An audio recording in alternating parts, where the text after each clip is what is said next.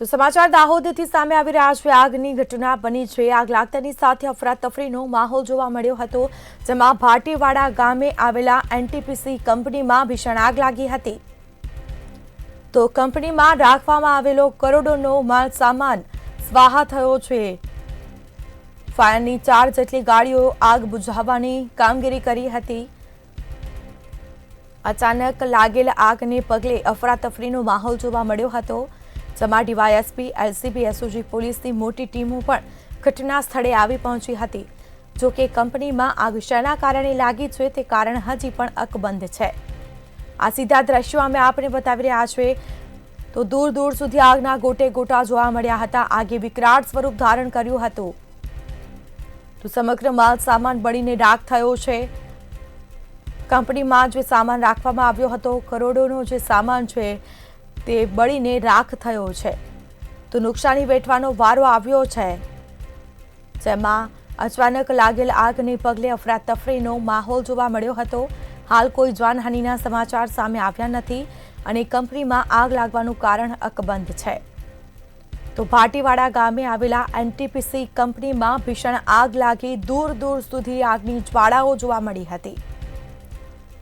આસપાસના જે સ્થાનિક લોકો છે, જે રહીશો છે, તેઓમાં પણ એક ડરનો માહોલ જોવા મળ્યો હતો। તો આગે વિકરાળ સ્વરૂપ ધારણ કર્યું હતું। અચાનક આગ લાગી હતી। તાત્કાલિક ફાયર વિભાગને જાણ કરવામાં આવી અને ફાયર વિભાગનો કાફલો ઘટના સ્થળે આવી પહોંચ્યો હતો।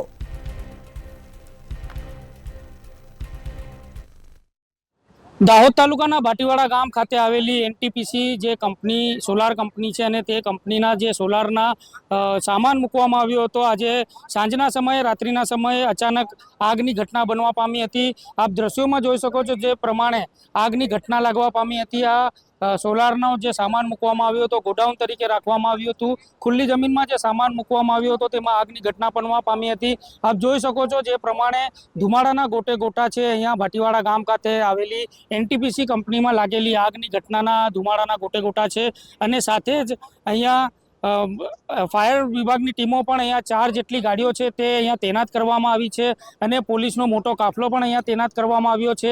એલસીબી, એસઓજી, રૂરલ સહિત ડિવિઝનના ડીવાયએસપી જગદીશ ભંડારી સહિતના અધિકારીઓ છે તે અને દાહોદના એસપી ડૉક્ટર રાજદીપસિંહ ઝાલા પણ અહીંયા છે અને મોટી સંખ્યામાં પોલીસનો કાફલો તૈનાત કરવામાં આવ્યો છે। સાથે જ અમારી સાથે ડિવિઝનના એસડીપીઓ જગદીશ ભંડારી અમારી સાથે છે। અમે તેમનાથી જ જાણવા માંગીશું, ભંડારી સાહેબ, આજે જે આગની ઘટના ભાટીવાડા ગામ ખાતે આવેલી એનટીપીસી કંપનીમાં લાગવા પામી છે તેનું કારણ શું છે?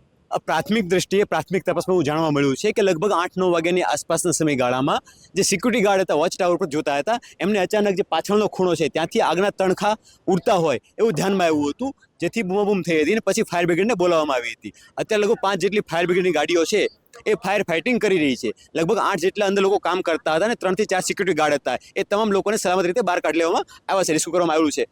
કોઈ જાનહાની ઘટના બની નથી, પણ મોટી માત્રામાં અત્યારે આગ ચાલુ છે અને ફાયર ફાઇટની કામગીરી હાલમાં ચાલુમાં છે।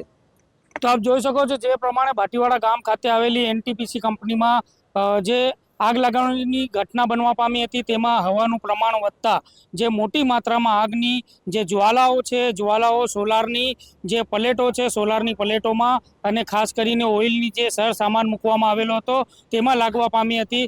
આપ જોઈ શકો છો જે પ્રમાણે આજે ભાટીવાડા ગામ ખાતે ધુમાડાના ગોટે ગોટા અને આખું ગામ આગની જે જ્વાલાઓ છે આ આગની જ્વાલાઓમાં ફેરવાઈ ગયું છે।